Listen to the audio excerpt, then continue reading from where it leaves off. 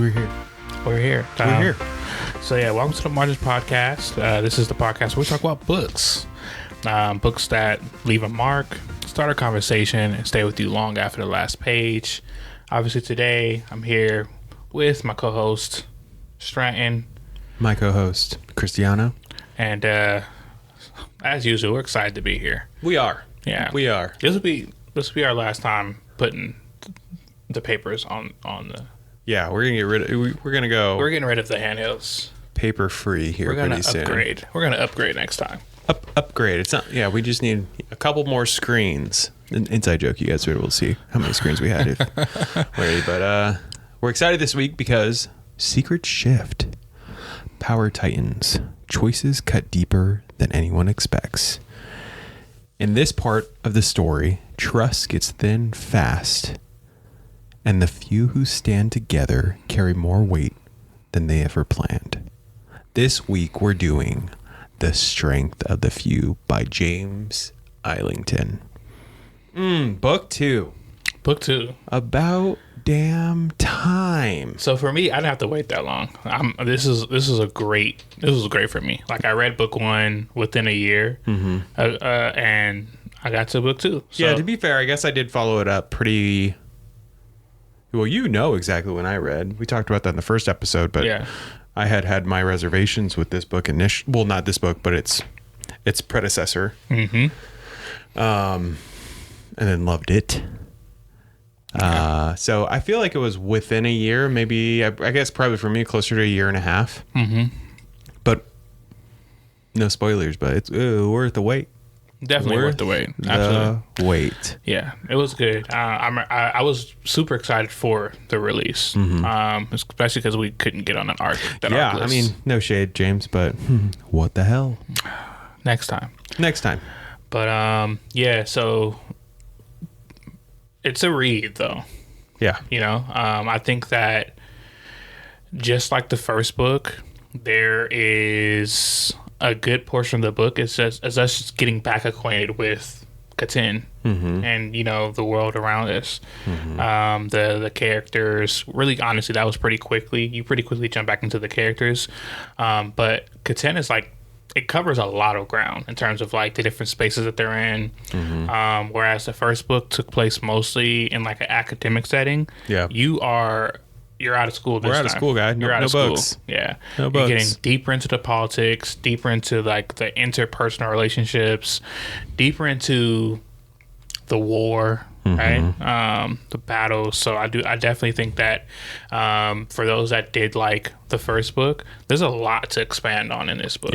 Yeah. Listeners, viewers, as always, we won't do spoilers. All I will say is that beforehand, if you haven't read the first book, then I mean it will be spoiler filled at the first end, but we won't spoil anything from book 2 until we give you the advance. So obviously stick around because I mean you're already here, unless you are going to be reading book 2, then always come back or just let it play. Let us get that listen. Let us get that view, and then go about your day. Exactly. You know, just do that. Leave it on. Yeah, leave it on. Don't turn it off. Just turn it down. Just turn it down. Subscribe. And subscribe. And like. And smash it. All of the things. But before we get started, before we get into those details, how are we doing? How are you doing? Doing well. Today was a drag, man. Not saying like it sucked. It just dragged on. It's one of those days that just wouldn't fucking end. Yeah. And you're dealing with one project to the next, to the next, to the next. It was just one of those days. But we both had late night, early mornings. Because we both have that case of the kid. I got the kid. Exactly.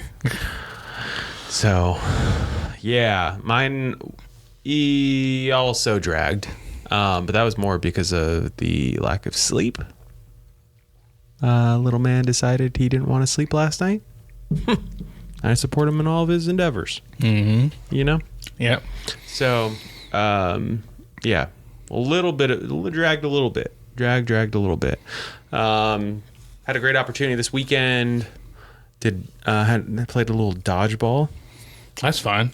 Played a little dodgeball against. It came down to my team and the other team. It came down to, funny enough, my team was named the Naked Samoans. The other team was, I can't pronounce it, but it was all in Tongan. So it was Samoans versus Tongans, which is the age-old story, age-old war, and the Tongans took it. But here's the secret. Fucking lost. Yeah, here's the secret. I am also a little, like we just found out a couple of years ago, I also have a little bit of Tongan in me. So win-win, baby. You won both ways. Win-win. There we go. Yeah. There we go. It was fun. It was a fun weekend. I'm still sore, awkwardly sore. It's like when you go bowling and if you don't actively bowl, you have that weird like side ache. Just working muscles you're not used to, you know? Yeah, definitely. Dodgeball is, it's good cardio. Yeah, it's great cardio. Yeah. Great cardio. A lot of core work. Didn't know that. Didn't know until not until these last 2 days where I was like, did I do planks all weekend? But yeah, that was fun. I'm numbing that with this right here, which is what we're gonna nice segue between the wines this week. Yes. So for Between the Wines, guys, I know it's your favorite segment. Absolutely. We love it too. Bunch of drunkards. We have gotten a bottle of The Collection. The Collection is bourbon barrel aged Cabernet Sauvignon, which I'm saying that wrong, but whatever. 2022 California. We'll put a bigger image up there for you and to give you some information on this. The collection combines the best of carefully harvested grapes and perfectly balanced wines, bringing together a delicate compilation of pure winemaking artistry. This bourbon barrel aged Cabernet is dense and complex with a bold finish, pairs with grilled lamb, braised beef, juicy grilled portobello mushroom burgers with butter and garlic, or a book like Strength of the Few. Yeah. And you guys will be able to tell why. Once you read this book, you can tell why in terms of like the visual aspects of Or if you finish the last book. Or if you finish tail the last end book. of it. You have to get to the tail end of it. Yeah, tail end of the third. Yeah. I mean, yeah, whatever. Whatever words. Whatever words. Let me see. No, I don't want to do it. Let's do the micro synopsis. Let's go. Let's jump right in. All right. In this second book, the world widens as the pressure rises. Power shifts in ways that no one sees coming. In this is in a new league of his own. Cracks from the first part become fault lines, and few people end up carrying more than they ever planned to hold. Guys, we're trying our best. The book just came out last week. We're trying our best not to give you any spoilers. This book is chock full of them. I mean, if you didn't read the first one, or if you read the first one, there's a lot to go over. Like I said, pleasantly surprised, happily satisfied by what James delivered on. He was even kind enough. I can't remember if I told you this. My bad if I didn't. James on his Goodreads put in a something. I'll send it to you. Put a link in here. But he put in this like segment that helped anyone who forgot what happened in the first book. Yeah. And it's basically a letter from Viz, an accounting of what happened in the first book. That's pretty cool. And it's I think it's about 5 pages. It's not in the second book. No. It's in between the two. But it was a good reminder of a lot of things that happened, or at least the things that James specifically was like, you need to remember this, right, and that, and the other. So, I definitely checked that out. Like we said, the book came out, about a week ago, ish, a little bit more. Yeah. Oh no, a little bit more. Yeah. Depending on when you're listening to this. So yeah. Yeah. If you guys, I know we just did the micro synopsis. I'll do like a A homie one? A homie one. Please do. So basically, the story starts where the first one ends. You have Viz. Mic drop. You have Viz and his friends basically trying to figure out, come to grasp with what's going on in the world. So there was like a huge plot bubbling, and they start to get wound up into that. So if you guys remember from the first book, Viz, his whole deal is that he gets sent to the academy to, play detective for Alkiskor, his adopted father. Yeah. Basically to check on and see if he can find out what happened to his brother, what kind of foul play happened. And so he does, and he succeeds. He exceeds all of the goals that Alkiskor wants him to do, and the resistance gets wound up in the resistance as well. And basically, in the second book, it starts off with him waking up because he got fucked up. A lot happens. Yeah. Someone dies. He gets fucked up. That's how the first book ends.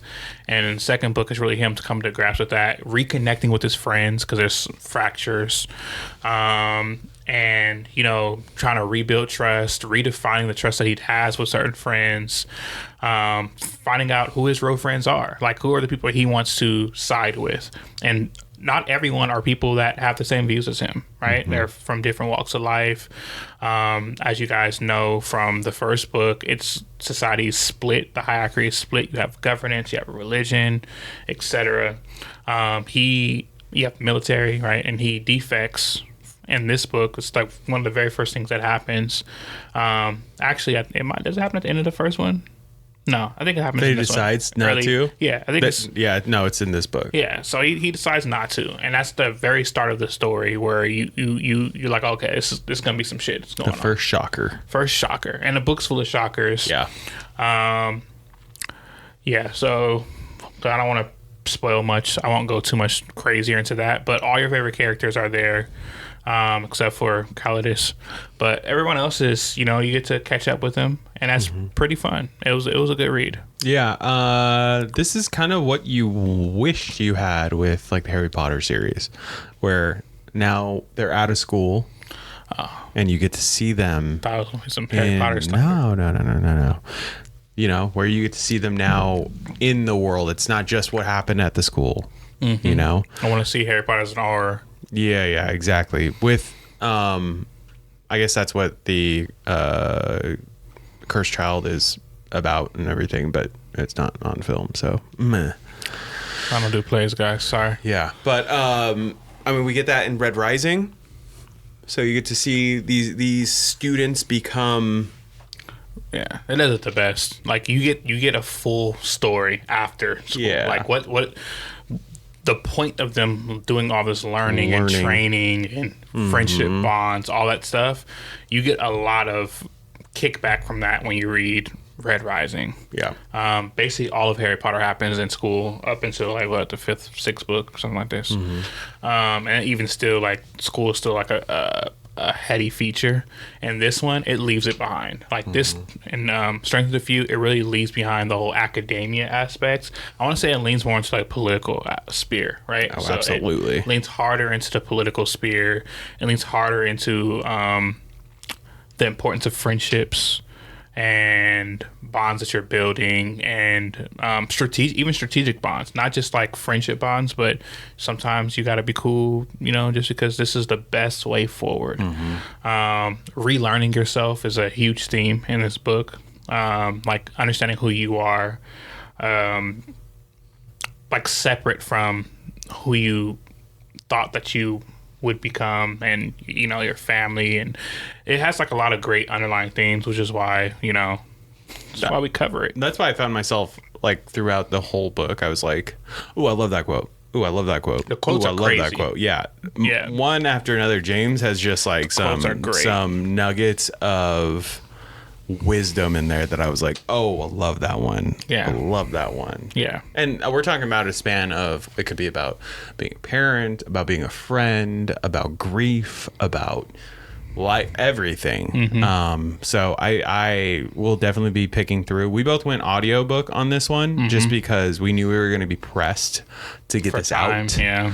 Because all of you content consumers, we're happy to do it for you though. But what I do love about the physical copy, Tim, Bricked Up Book Club, friend of the pod, sent me pictures of his, and I've seen it all over BookTok too, but James decided to do a reversible cover. So we saw the cover that we all thought we were going to be getting. Then there was a secret on the inside that you could flip it around. To be fair, that cover looks a lot like Miss Porn. To be fair to the outside cover? Yeah, man. The original, yeah, I get that. But you didn't get those vibes? Ish. Oh, don't do that. But more so sure, the reversed one. Yeah. There's a spelling error. Yeah, I heard about You heard that. about that hierarchy. Yeah. That's all right. Is it?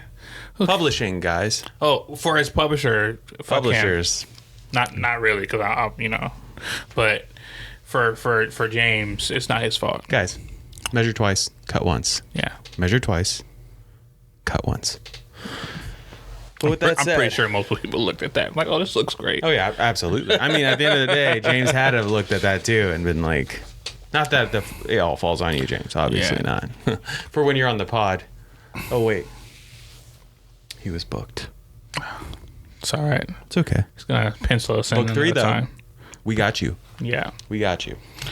So, did you want to? We skipped over the optional prompts. Yeah. So I'm guessing we're just gonna jump straight into the 5-part questions. 5-part questions, baby. Let's do it. Let's get to the meat. I'm hungry. I feel that. Me too. All right. Question number 1. When did you learn that loving something and risking loss are the same thing? And how did that moment shape the way you move now? I was young. I think Dante might remember this shit. Mind you, we were. Wait. Is this a good hypothetical? No, this is real life. I know, but he wants only on the good hypotheticals. Oh, remember? Yeah, sure, yeah. No, like, no negative hypotheticals. Yeah, no. He'll like it. He likes nostalgic stuff. So we were loveless turds at this time. Yeah. So I don't know how this shit came to be, but we used to always have like these really deep talks in high schools. Could we just be out late, latchkey kids, right? All day. And so like late nights, and he had a car when we were like 16, so we were out, we was doing shit, and we were talking in the car. And I guess for some reason love came up, and we were talking about like love in the future, because at that time, like I said, very much loveless. Yeah. But I was like, it's like trust. There's a lot of risk in love. Like if we were trying to define what love meant to us at that time, and I was like, oh yeah, it's like trust. It has nothing to do with like how you feel about a person in terms of like infatuation. I think that those two things, although they might be correlated, they're not the same. Love is more of like what you're willing to give up for that person. Mm-hmm. And at young ages, it's as simple as I'm giving up the ability to date other people if we're doing a monogamous relationship, right? Which says a lot. Like, I'm choosing you, mm-hmm. right? And so I think that almost every choice that you have, whether you know it or not, comes with some kind of loss, and that's a major choice. So imagine the major loss there, like, and for some people, words hold like a lot of weight, but for me, I like to be kind of spiritual with it. I want to think from all directions. Loss seems to have like a connotative definition that's bad. Negative, yeah. But honestly, what's negative to you is usually via experience. Yeah, perception. It's perception. In and of itself, it's not. So I think that I agree. I agree with the first part of that. Mm-hmm. That loving something and risking loss are exactly the same thing. Yeah. I love that.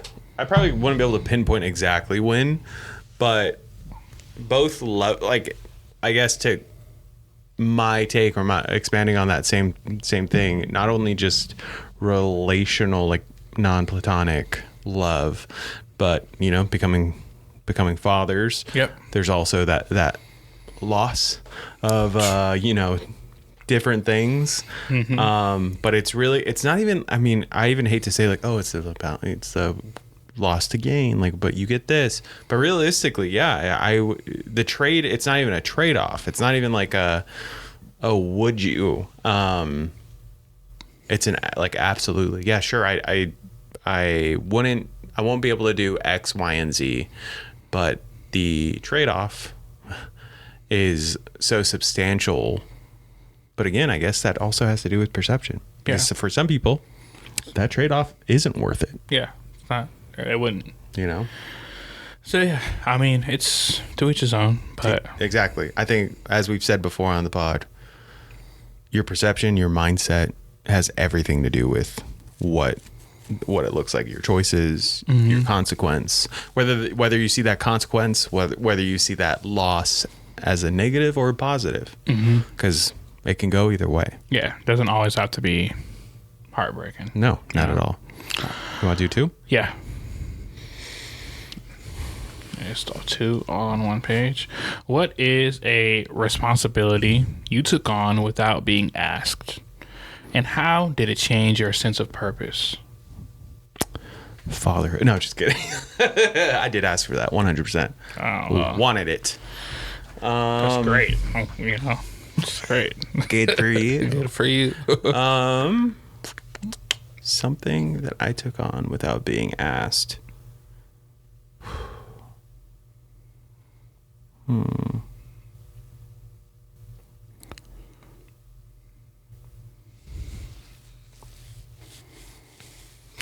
I feel like a lot of the times, and I definitely can't say about all friendships, because if I do have a friend out there that's listening, and I was like, I do that, thank you very much.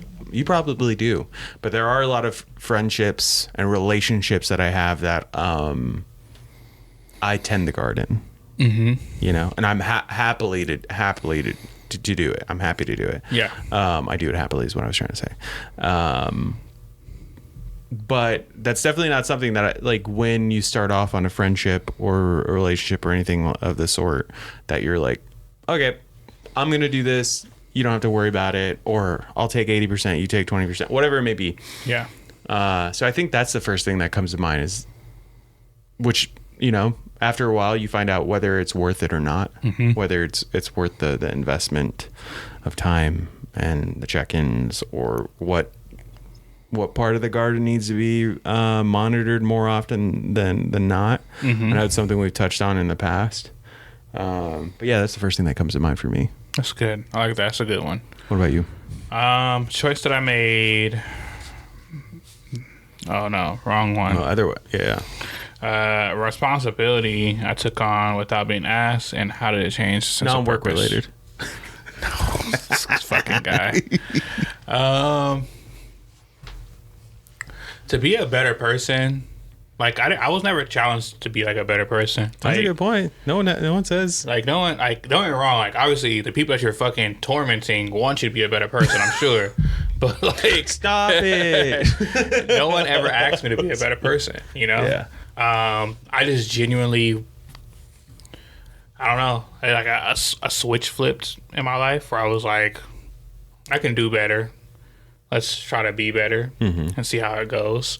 And then I started to get like great feedback from it, you know? One of my favorite messages, like random messages I ever got, was from this guy. I won't say I used to bully him because, you know, internet's crazy these days. I don't want people to inbox me and shit. But I wasn't a great person to him at all whatsoever. And he messaged me, this is years and years later. Like, he was like, man, I just want you to know, I'm so proud of who you became, because you were a horrible person. A piece of shit. Yeah, he basically said I was a piece of shit when I was younger. And he's not the only person. That's not like the only person that ever told me that, right? Yeah. And so like, I get it, because I wasn't great to people. And I was young. I was very much feeling like I was in it for myself, by myself. So I didn't really have like my mind and my empathy did not encompass the people around me, you know, until I started to meet people that I thought were valuable enough Valuable enough. Valuable Yeah, you got enough. Okay, I just want to make sure I got that right. It sat wrong in the Yeah, mouth. I got you. But yeah. So once I met people that I thought were like valuable enough, it really did change me. Like I can tell you the moment that started to change, and then where the change really set in. But yeah, I think to be a better person for sure. All right. Question number 3. What is a moment when the buildup around a problem made you tense, and then reality turned out different than you expected? That's all the time. Yeah. It's all the time. I don't know if I might be the first person to say this shit. If not, whatever. But I'll probably copyright it one day. Don't suffer twice. I've used that so often since meeting you. Yeah, like just don't suffer twice. And I got that from myself. You know, because I used to Horrible source. just looking at how I dealt with things, and it was like, wow, you tear yourself up before with fear, trepidation, feeling like you're not enough. What are people going to think? What are people going to say? And then you get into the situation, and you're still, what are people saying? Am I doing this wrong? Am I living up to expectations? And then you get finished, and you're like, I fucked that up, or I get me like, oh my God, you have now suffered thrice over, right? You suffered ahead of time, worrying about it, stressing yourself out about it. You suffered during it while it was happening to you, and then afterwards you allowed it to happen to you again. And so that was one of the ways that I really helped myself get out of my. I had one of the worst cases of depression ever. I didn't know depression was real, keeping 100. And I went through a crazy level of depression. And one of the ways that I helped myself get out of it was this. That every day I would tell myself, don't suffer twice. Like if I go through a bad moment, I don't have to fucking replay it. Yeah. I lived it, right? If I'm worried about something bad happening, I let that be the moment. And I just live through it. Whatever happens, happens, you know? And so it really does help to keep that there. Yeah.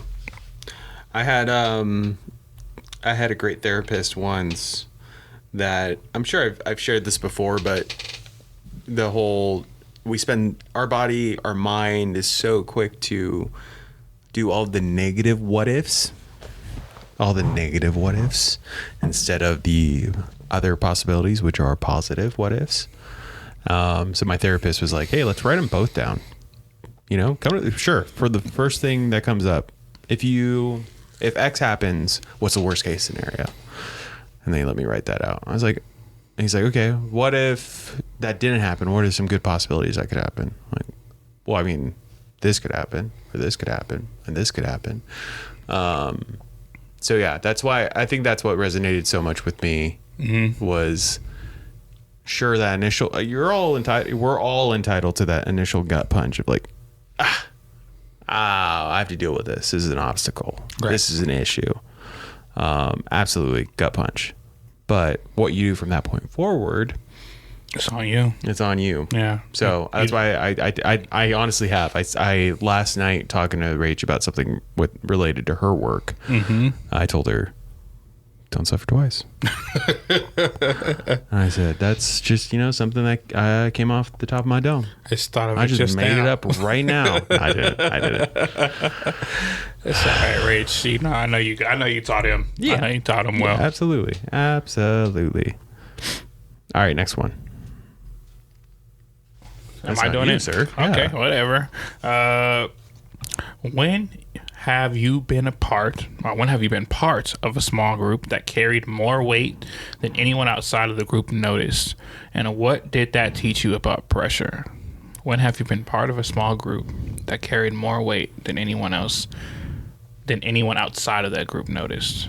So a group that carried more weight than anyone outside of the group noticed.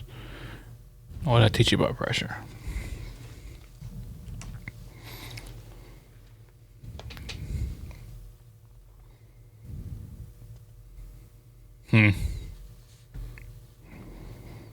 Anything come to mind?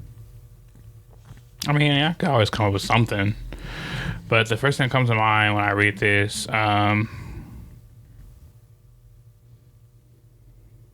We used to, they used to call us like the tripod. Although it was more than three of us. Yeah. There's more than three of us, but like I used to hang out with the same. I hung up with everyone. Like in high school, I would hang out with people at different fucking high schools. I was just everywhere, but I had like a core group of people that I hang out with. I still actually hang out with these guys, Dante, Dorian. That was one tripod, and then we adopted the homie Mitch from Belize. Straight out of the wilderness of Belize. He'll get that joke. But yeah. And then like me, Mitch, and Dorian kind of looked alike, so that was a thing. But anyways, like yeah, I think that we used to always get comments on our group. Like, you know, they was always like, oh, where's so and so at? They see one of us, they expect to see all of us. Always ask about the other person, yeah. And then it was like at that point in time, everyone knew that we would still be friends later on, just because how close we were at that point in time. If one of us got in trouble, we were all in trouble. Something good happened for one person, we all get to enjoy that shit, you know? And so that we did that probably up until college. I mean, I dropped out, but like the main plan that we had for college, Dorian followed through, and so we all went to Dominguez. Like when we went there, we all stayed on campus. Like that's literally how it was until then. And then I was like, oh, I guess gotta get our life together. Yeah. Right. So gotta take it from here. So I do think that that's the first thing that popped up in my mind, but I can't really say. I mean, oh, I love that. Honestly, I can't think of anything. I got one for you. Yeah. You have a great family, like in terms of like you, Rach, Max. When I first met you, there was no Max. Sorry, Max. Yeah. But there was you and Rach. He was in the curtain. I do think that holds a little bit more weight than you guys probably know. They see you guys, they see how you interact. They see the kind of relationship that you guys have and how thoughtful you guys are to each other. Yeah. Even still, all the time, I'll talk to you about stuff. And I think and I notice about how you guys deal with certain situations, and I incorporate that into my life, right? And I'm sure that happens with the rest of your friends, right? Because you guys have a very noticeable, good relationship. So yeah, for sure, that's a small group. That Oh, I see where you're going with that. Yeah. I appreciate that. Yeah. You gave me, see? Got the answer for me. Yeah, that's what I'm saying. Yeah, you got it. Thank you. Got that. Thank you. 100%. What he said, copy paste. Copy paste. Yeah, that's a great example. I honestly was going through the questions and I'm like, I think it did it again. I don't think this is the one that I did prepare that question. I just, as we always say, we don't prep our answers. Yeah. So there's sometimes I look at it and I'm like, did I write that? And I did. And I hope you enjoyed my answer via Cristiano, because it was a good answer, guys. I did. It was a great answer. All right. Number 5. There is a two-parter to this. That is what I did notice, that it wasn't in there. Yeah. That's why it threw me for a second. But what part of fatherhood made you understand a new level of drive that you never felt before you became a parent? For me, I'll just say right off the bat, I think stamina alone. Like you dig deep. It is nuts how you dig deep. I know I said this like week 1, probably all the day ones are like, I remember you saying that, like the whole, like, even if I just got done running a marathon, this is like the Lady Gaga thing where in a room of 99, he will still, that she kept saying. It's a pop culture reference, guys, just whatever. Anyway, if I just ran a marathon and that kid was like crying about a toy on the other side of the room, I would still jog my ass over there and get it for him. Right. 100%. You know, whatever it is. So yeah, I think stamina and the ability to continue on even when the gas level is non-existent, running on fumes, empty. Yeah, that's what they call it when you're running on fumes. Running on fumes. Yeah, I get that. What about you?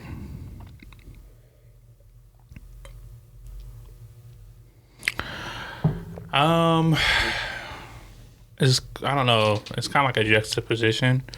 But by the time I was a father, I really thought I was hot shit. Like, I knew what I was doing. And it made me understand that there's levels to knowing what you're doing. Mm-hmm. And that you can always be better. Like, I always thought that, like, oh, shit, there's room for improvement. But it really ups my drive for room for improvement, because I realized I was like, damn, I'm going to grow up telling these kids, her, him, you can do whatever you want to do. Mm-hmm. And I'm going to be so ashamed internally that I settled.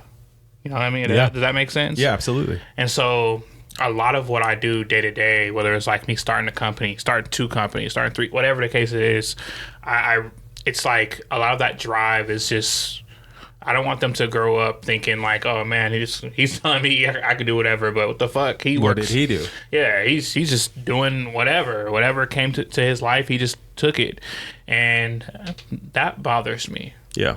It bothers me enough to where that shit motivates me every day, even on days where I don't feel like fucking getting up. I'm going to. I don't take off days. I don't take fucking vacations. Mm-hmm. There's a certain level of success that I want. And I don't really want it for myself, because by myself, if I was single, I'm fucking chilling. Bro, literally, that's the only tongue at the top of my mouth, making sure I don't say it. Yeah. Was my other answer would have been realizing my comfortability changed completely once. 100%. I mean, when Rachel came into the picture, and then once Max was in the picture, I was just like even more. So I'm like, where I'm like, oh, Rachel and I can just do like we can bum it on this, or like it doesn't need to be that nice of a thing. And then little man comes along, and I'm like, oh, I can't have that for him. Okay. That's not. That needs to be fixed right now. Yep. Yep.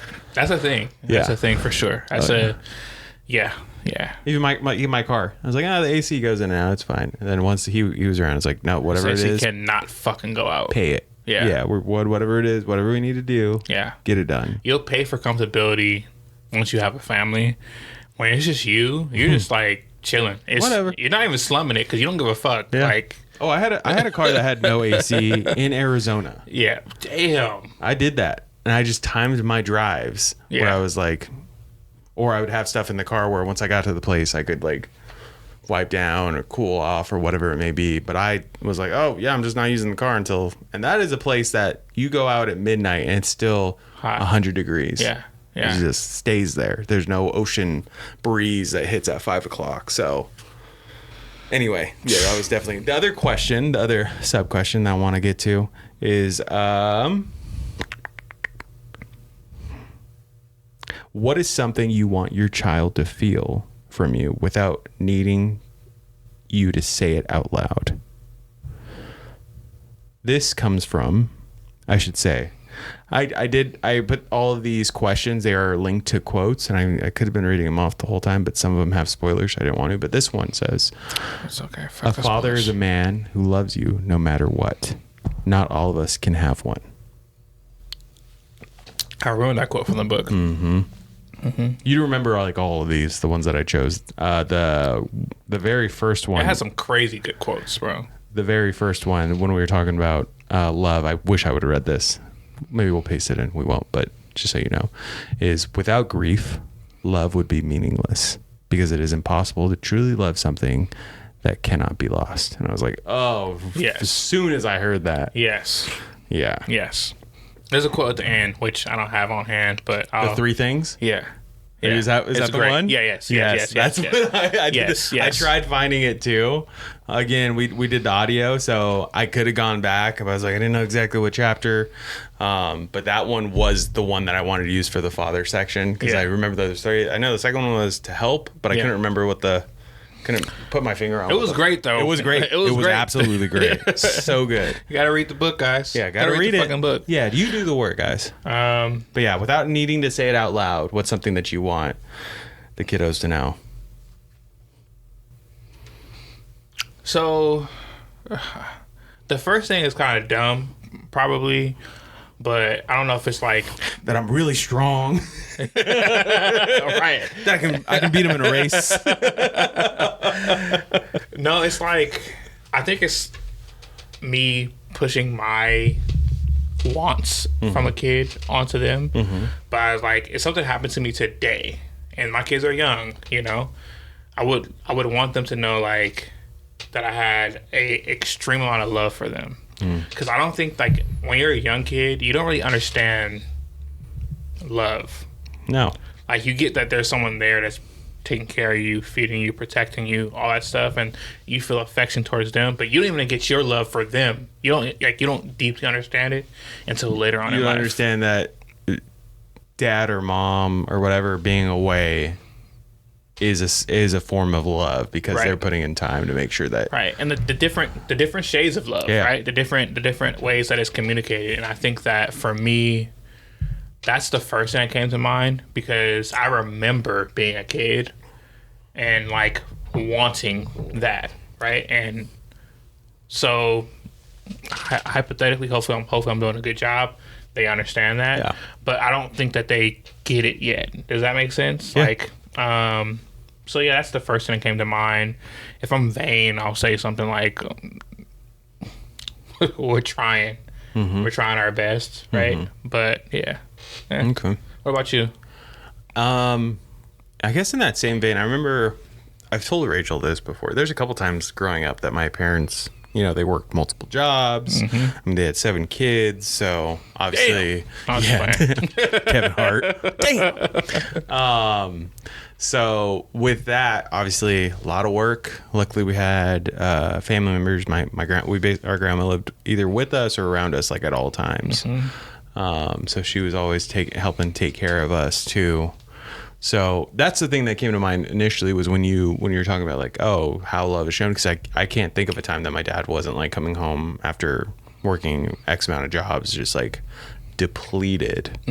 And we've had great talks since where I'm just like, I see that now, and I want to make sure you know that I saw that and that I still feel that.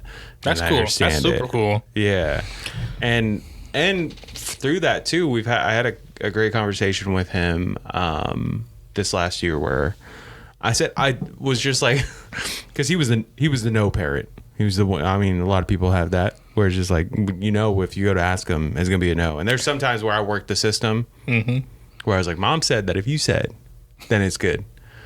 And he's like, okay, if she said that. And I remember one time specifically, we were all at something where a bunch of youths were getting together afterwards. Yeah. And I was like, hey, Dad, Mom said if blah, blah, blah. And then she's like, okay, if she said so. And I went to my mom. And Dad said if you said. Yeah. And both sides said yes. But.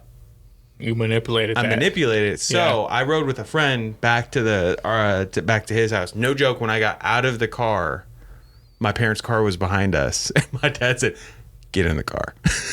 And it was you said that. Yeah, it was a whole thing, but it was because I manipulated the situation. Kids are good at that though. At a young age, they start before they can talk and walk. The manipulation starts before they talk and walk. You better believe I'm going to teach Max how to work the system. He's already working the system. Yeah. Why the fuck do you think he wakes you up? 3 a.m. And I just to smiles. Yeah, he's working the system already. Yeah. So yeah, that's definitely something that came to mind. Oh, sorry. I talked to my dad and because of how tired he was, because of all that, I asked him. I was like, "Were you?"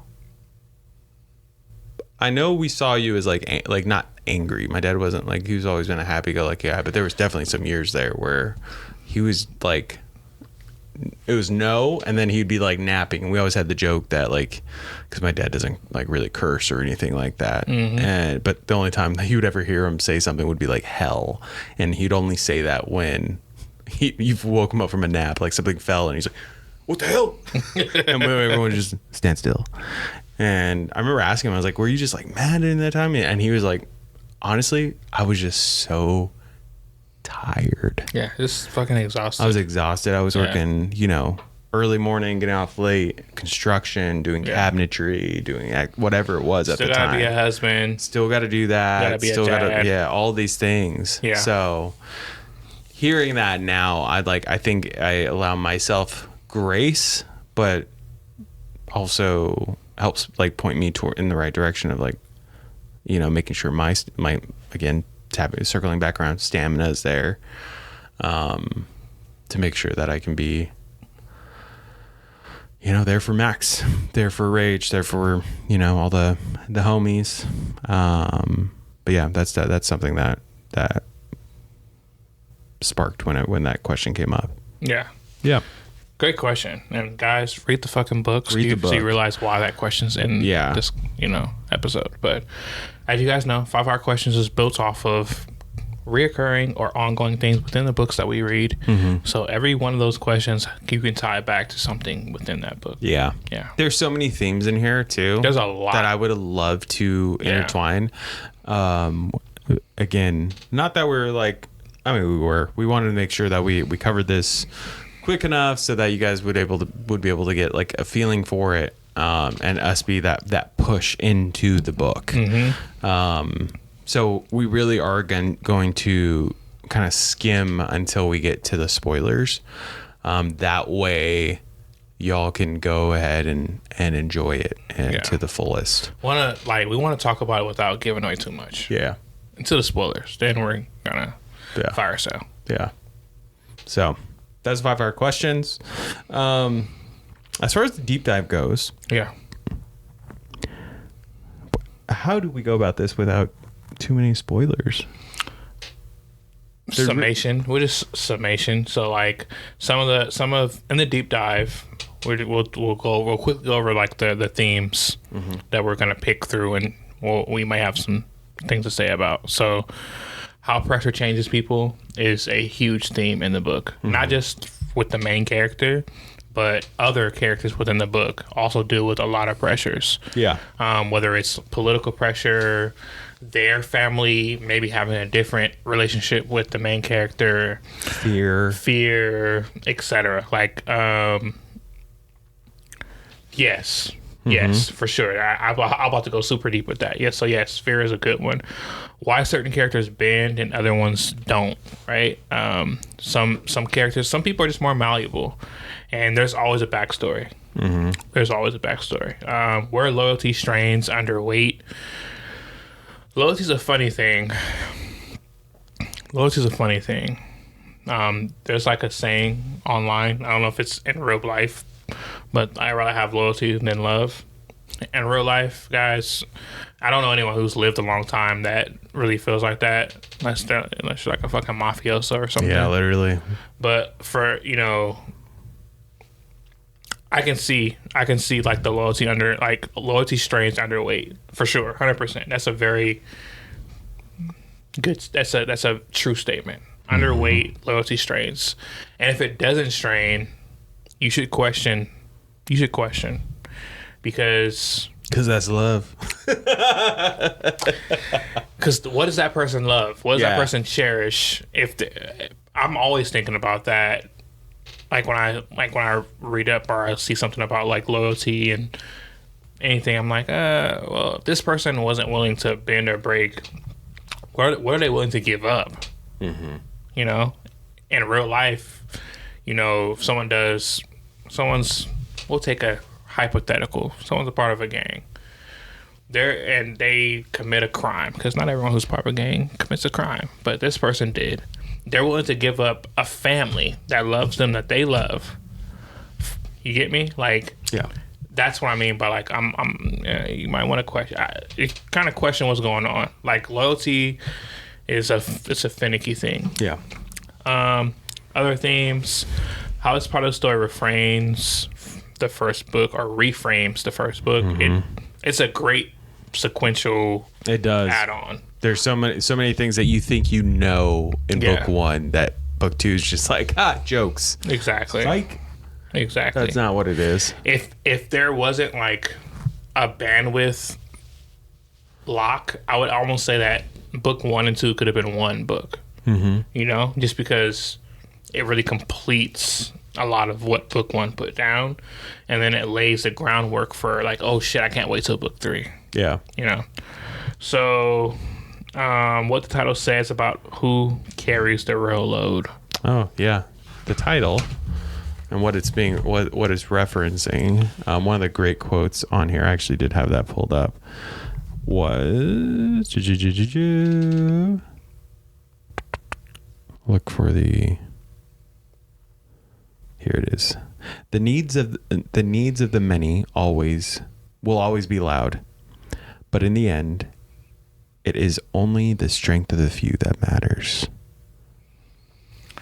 That could be a controversial statement. Oh, absolutely, it should be. But I won't say I disagree 100% all the way, just because I do think that there's pillars.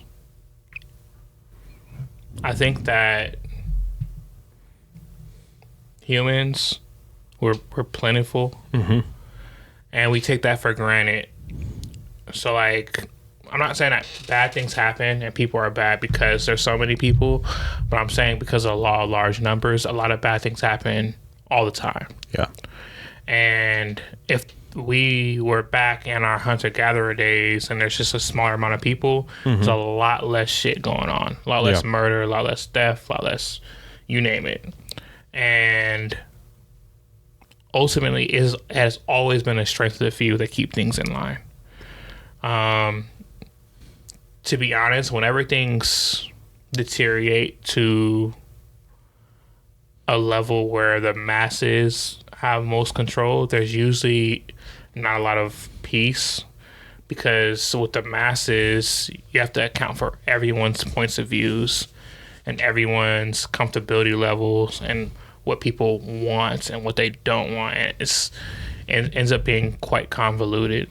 So it's the reason why we have celebrity. It's the reason why we have leaders. It's the reason why we have teachers, sergeants, whatever. Like, the strength of the few is the foundation. It's the backbone of any system. And then the masses are what make it real. Like, they bring it to life. They seed power. They seed power. Yeah. And that's the reason why I love the book. That's why I love the series, is that it's a one-to-one to real life. Yeah, absolutely. Absolutely. Yeah, I want to get into the spoilers. All right, let's do it. Let's do it. So, guys, once again, we're going into the spoiler zone. Listeners, viewers, if you've not read the book, go ahead and go check it out. Check it out. You can go and sign off now, or just minimize the window, turn down the volume, let the podcast play. Let's do that. If you don't care, if you don't give a shit, then stick around. Listen. If you're like me. Yeah. If you're like this guy. Let's we're gonna do. spoilers. We'll do a speed round of spoilers. Speed round. Okay, so if you were confused at the end of book one, there's a lot of people who are. Yeah. Basically, you enter the multiverse. Yeah. Everything gets split into three. You have Res, you have Obitium, and you have the third one. Damn, you were so Res, Obitium, confident in that. Res, Obitium, and I can't think of the third one. Well, it'll come anyway. So the world gets split into three worlds, and so basically, Viz or Diago, yeah, he gets split into three different people because he's synchronous. By the way, this will not happen all the time, but he's the guy. He ran the trial, and he passed it, and it basically split him. He does lose an arm, guys. Like when he gets why bit, is that always a thing? He gets bit by that thing. I know, but like every like so many of these books, there's so many of the like series, someone always loses. It's almost Luke Skywalker. Spoiler. I can't tell you the other books because I don't want to spoil them for you. Damn it! But there's a lot of very popular books where the hero loses an arm. It's always an arm. Well, you can still be quite adequate at doing almost anything with just one arm. Playing the piano, Lucium. Yes. Res, Lucium, and Obitium. Yes. And so basically he gets split and he becomes, I don't know if you guys are ever familiar with this movie, but he becomes the One. Yeah. Jet Li. And he has to, all three of him, his goal is to save that world. he does end up meeting Alkiskor's brother, Cyril, Twice. The third one, not so much. Oh, I think he died in one. Cyril says he died in one. Yeah, the Res. Yes. Yeah, he died in Res. But Yes. but this is spoiler zone. But he's revealed at the end of Obitium. Yeah, of Obitium. Yeah. Which is dope. That is dope. I was going to look at... I think that was the slowest timeline. Oh, absolutely. But as soon as he started describing when he goes into the hut and they're like, oh, I met with... because his name was Rourke. I was like, oh, is it like a letter thing? Like if you moved them around, would it spell? But yeah, zero somehow. I was like, yeah, they get a Q in there or something. Anyway, But that definitely excited me. Yeah, That me just too. like, because I was wondering where the fuck has he been? Because he disappears and oh yeah, in Lucium. Lucium, is that? Or No, it's Obitium. Obitium. He disappears in Obitium. Yeah. And we find him in Lucium. Yeah, Yes. So that was great. Because I'm not gonna lie, had the book ended and Cyril not came back up, I was gonna have a complaint. Because well, that was the first time that we also saw a copy in another place. not really. Where? When he first got to Obitium, when he first got to Obitium, he met Cyril. Yeah, I'm saying that we saw him in another place. Oh, Lucium. Yeah. That's Yeah. facts. Because there's no other world that you're like, oh, there's another copy. Well, we know he got copied though. Yeah, absolutely. Yeah, we know he got It's definitely the case. Yeah. But I was wondering if Carr was gonna be Ciro or Yeah, I thought that was gonna be Carr his too. dad Yeah. or To be honest, someone. I won't lie, guys. I thought the whole thing was a time thing. So I kept trying to play with that too. Well, after you said it, because I was like, damn it, I think he got it. I think that kinda is what it matches, was. right? Yeah, It matches. And then I was like, man, is Carr fucking Viz? Yeah. Like, you know what I mean? Like, is Carr Viz? Did you think that when he thought he saw his dad, it was a Harry Potter situation? Yes. I thought the same thing. Yes. I was like, I saw my dad. Because honestly, I didn't let go of the time thing. I kind of still haven't let it go. But like, I mean, it's still jury's still out on that one. jury's still out. But I didn't like try to cash it in until he met his dad. And then when he met his actual dad, I was like, fuck. Him and the guy that can like foomp between, which I think I have his that shit here. pisses me off. It was like August. I should have it. Augustine or something. Augustine, I don't know. Nah, that's probably not how to so say there's it. a guy. He's a part of the resistance with Viz's fucking stepmom, Yeah. and so basically Reliquia.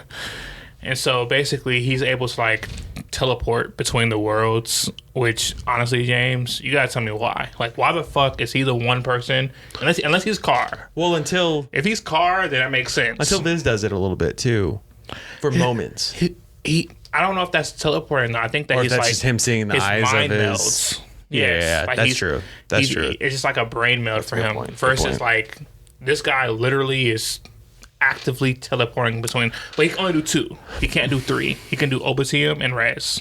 Well, the other thing is, I wonder. Other spoiler, Daddy's alive. Daddy's alive. Daddy's alive. He comes Not to really, save the though. day. I know. Well, no, Daddy's dead. Yeah. Sorry, another spoiler. Daddy is dead. But with that said, They brought him back alive. his body that ended up showing up where Viz was with what world was that? I think that's Lucium. Where Tara was? Tara. That wasn't that body's world. No, he's from Res. Yeah, he's from Res. Yes. So it's his original dad. His dad was never copied.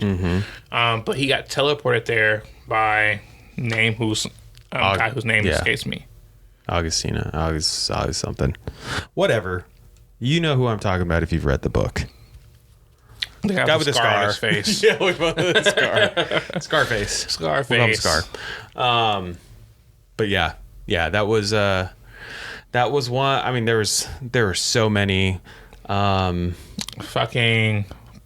my boy Calidus. Bro, you went for the last one. Yeah, fuck it. Yeah, my boy Calidus Calidus is alive. Ish. Kind of. He's dead, but he's alive. He's dead, but he's alive, and so is they toasted mom. him. So is mom sis. and sister. One sis.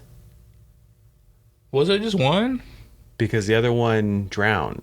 That's true. And a C. And I thought that was the one that was going to come back. I thought that No. and I feel like that was a red herring. I feel like James was like, Well, no. he might, but then but that's only because Viz never, not until book 2 does he go into him trying to Resuscitate bring, her. yeah, which he did not say before. He always was just like, I could have sworn he was like, I didn't know about my sister, but now I think what happened was I got confused between there being The older two sister and the younger sisters. sister, yeah. So I didn't know little one was for To be sure honest, gone. I think they're dead still.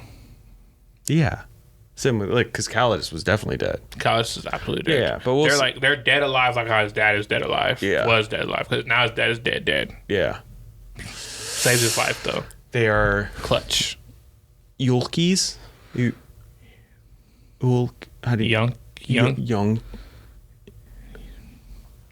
Yeah. Yeah. Yeah. Young. Something So- with Younkies. So Younkies. Calidus kind of alive. His mom, dad, well, his mom and sister kind of alive. Dad officially dead now. Yeah. But gave up his life for his son, Yeah. which was great. Our girl. I'm not gonna lie, I'm salty about Equa. Yeah. I think She got crushed. I know like life is actually like that where it just comes at you and there is no buffer. buffer, there is no like build up. Mm-hmm. You know, That's how it felt. It was so like, wait, what? he crushed her The soul. only thing that I was like, oh, it's gonna happen was because she said, oh, Iden's gonna be so jealous of me being able to go, and I was like, not in that moment. I didn't think that was like like foreshadowing or anything, like being able to get the one up on Iden. But then when that was about to happen, I was like, When he saw them That's what's- from Lucium, that's when I was like, oh, she might die oh, I didn't think that. That's interesting. because he saw when That moment. he saw him holding her head. And he's like, oh shit, Equal's in trouble. I was like, oh Yeah. fuck, she's gonna die. I was hoping it was because of that case that it was like somehow he was able to take over, or like help or seed Just or crushed her skull. yeah. I'm not gonna lie, I feel salty about that though because there's more meaningful deaths to be had.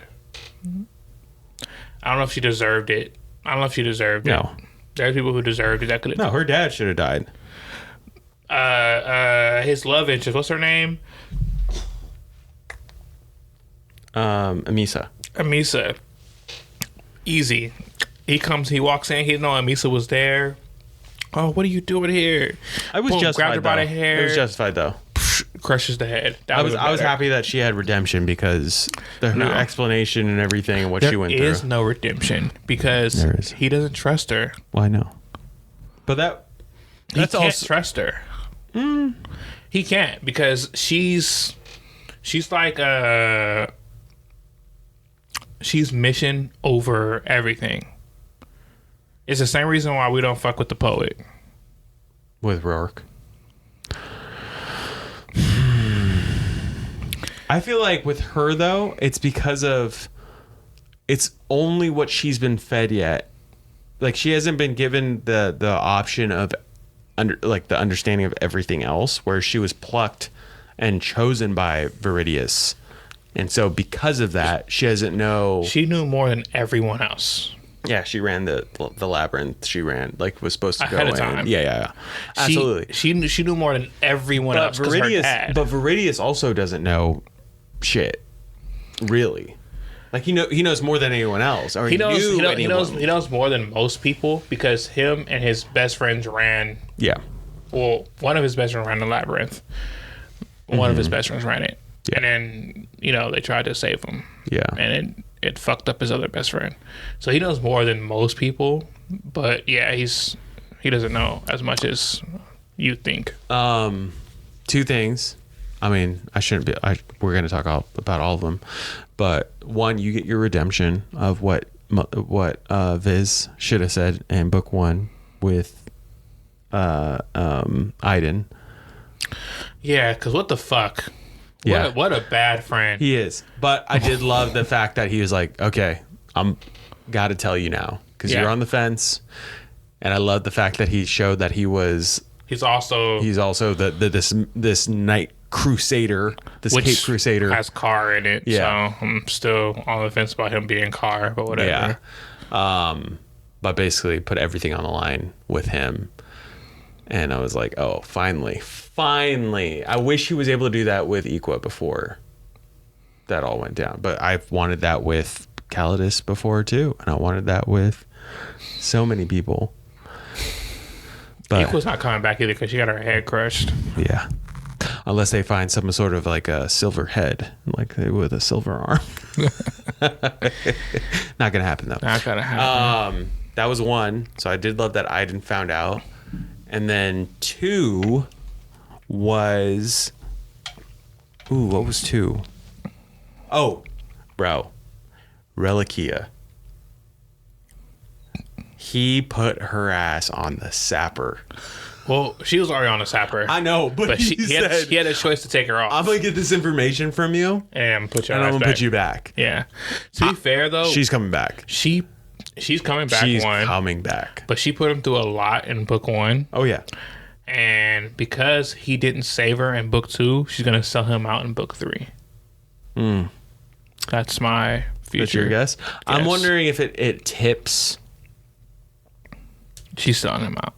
Oh yeah. No, but if stepdad ends up getting Alkiscore, like gets jaded by Vis's choice at all, He's not gonna give a fuck. or if he's just gonna be like, she's not even your real wife, like the whole thing. He's not gonna give a fuck. Because at that point, all the truth has come to light. Yeah, you know? Her positioning to be with him, for her shooting him. And Viz in the first attack when they first get, like, there's I don't think he's gonna give a fuck. I think that the bigger story here is that Reliquia is gonna come back in book 3 and fuck up, like, things are gonna be going well for him, and she's gonna fuck it up. Yeah, in some way. Yeah, because he should have cut the tie there. He should have finished her off. So for him, she was gonna die anyway. Yeah, because they were gonna kill all the people in the sapper to hold back military. So she was supposed to die that night, but because we didn't see her die, she's definitely coming back. You gotta see the body. And I guess we should have said this not should have, but we could have said this at the top because it's an earlier one. But because of what happened in the Ulikium, Obitium? That's a world. I'm talking about the... when he ran the Ulikium and he was inside of the ruins. Yeah. He gained the ability of adoption. Yeah, because he passed that test. So not only is our guy now using will, but he's able to absorb from items that have been imbued with will. Yeah. And be able to take that power and he can put it like he can put it into a dead person. Put it into a dead. He can pass it to someone else, or he can self imbue and gain the power. So that came in clutch multiple times. It's kind of a interesting thing because it doesn't make him OP because he can't take it from other people. Yeah, that was the caveat. Which I'm honestly, that would have made him OP. 100% made him OP. Yeah. But I like my characters to lose some, but he loses like that an arm. He lost an arm, like a dad. He lost an arm in a shitty way, like a best friend. He lost an arm in a shitty way. Yeah. The best friend came back. He got not all of them. He got bit by a fucking zombie, which is why he lost his arm. Yeah. If he wouldn't have got bit by that guy or whatever the fuck happened, like, he would have been fine. I do wonder when the worlds collide. Was it Power Man 5000 back in the day? The song. Does he get to keep the silver arm or does he get to keep the arm that's actually still there, or what happens? I don't think they're gonna come back. I don't think they're gonna come back together. What? You don't think the worlds are all just gonna come together? No. Ooh, what do you think is gonna happen? I think that it would be a disadvantage to them for them all three to come together because they're gonna lose on one or two of the worlds. Oh, absolutely. That's true. Yeah, that's a good point. So I think that the storyline is gonna go with. It's gonna probably favor Rez. That's the original timeline. So most likely Rez is going to have some kind of resolution where they beat Car. Resolution. Right, exactly. But honestly, Rez isn't my favorite timeline anymore. Which one is? I fuck with that's tough. Tara for me, 100%. I love that one. He's the happiest in that one. He is, and he had multiple opportunities to be happy. Yeah, Like his dad's, which I did love the quote. Like he's like, "Oh yeah, I could stay here, and you could because of what my dad said, but also my dad said, you know." I think that the one where he meets, her name is slipping me, but the assassin who has the homunculus daughter. Yo, yeah, you love that one? I think that one because I think that Least favorite. really Least favorite. the most. I happens, think it's cool. Though. The most happens. Yeah, super cool. There's more that happens in that storyline than all the storylines. Yeah, because he learns so much. I mean, he learns so much in all of them. I guess he learns the least about seeding and understanding the power and all that in the one with Tara. It's a fucking. I'm sorry, I'm not gonna say it's boring, but it's the least amount of things happen in that timeline. With the Tara? Yes. No, that's the one that I love. No. But I'm just saying, In comparison, less things happen in that timeline than Rez and Obatium. less things that. And Obatium, he instantly meets Cyril.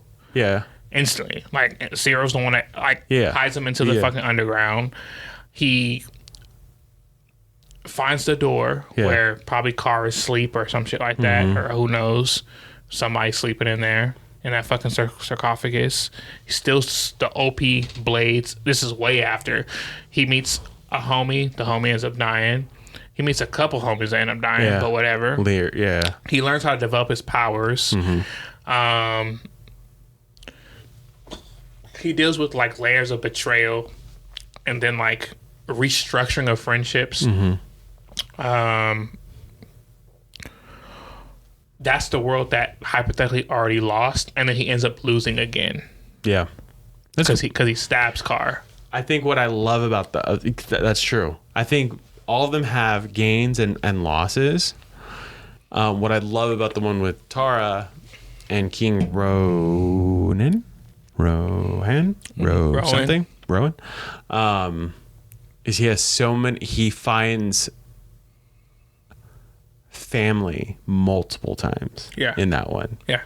And the other, and Rez, obviously he has the homies and those that he's close to. Life, though. It is a broken life.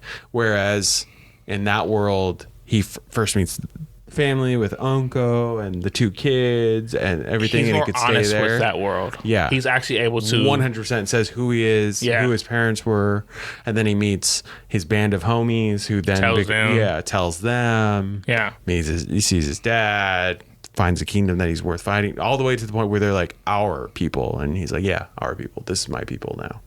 So I think because of that, because of the feel goods, I like that world for him. That world's gonna end. Negative Nancy. I tell you. Negative Nancy. Sorry to tell you, bro, but that world's gonna end. Obatium and whatever, I forgot what it's called already. Lucium. They're both gonna end. And Rez is just gonna take over. And Rez is gonna be the number one. The reason why Rez has to win is because Obatium's lost before, and then he fucks it up all over again. He gets tricked and stabs Car. Actually, Car isn't such a big bad. He's actually... Oh yeah, we're left on the edge. We're like, oh, he might not be a big bad at all. The big bad might be the fucking dead. There's a fucking army of dead people.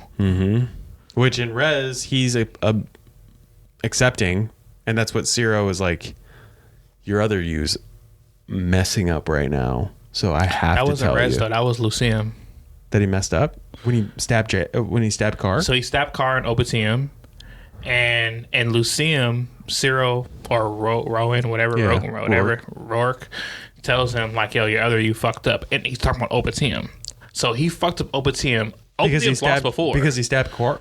He stabbed Car and Obatium. No, I know, but because he stabbed Car, that's why he. That's my hypothesis. I thought he was, because if you're saying that the multitudes of the dead are the bad thing, then wouldn't it be Rez that messed up? No, because there's interfighting with the dead people. Hence why a dead person was like, hey, don't. I'm not with the convergence or whatever the fuck it's called. I'm not with them. So there's interfighting with the dead people too. So from what I got out of this is that Carr is with one faction of the dead people, the good part of the dead people, and there's this unknown army of bad dead people. Yeah. And so the person that fucked up was actually him in Obsidian when he stabbed Carr while he was sleeping.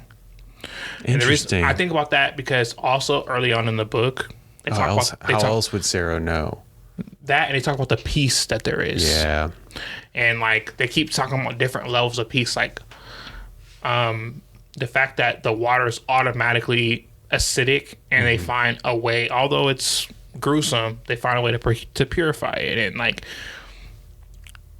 there is an order. And so I do think that he fucked up Obsidian again.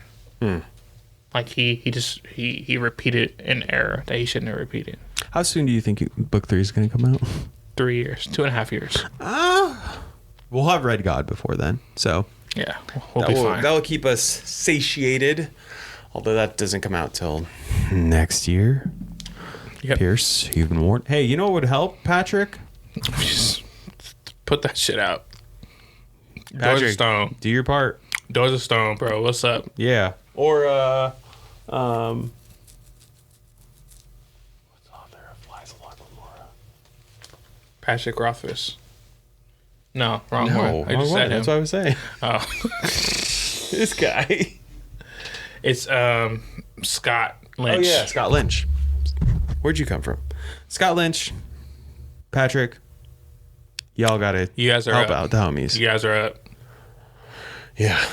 Between one of you take between now and Red God, and the other one take after Red God until Strength of the Few. And then we'll just call it. And then we also got the fourth one for Fourth Wing. Yeah. Yeah. So last on my list, bro. Well, it's not even the last one. I think she's going 5. Okay. Well. Yeah. So there will be more.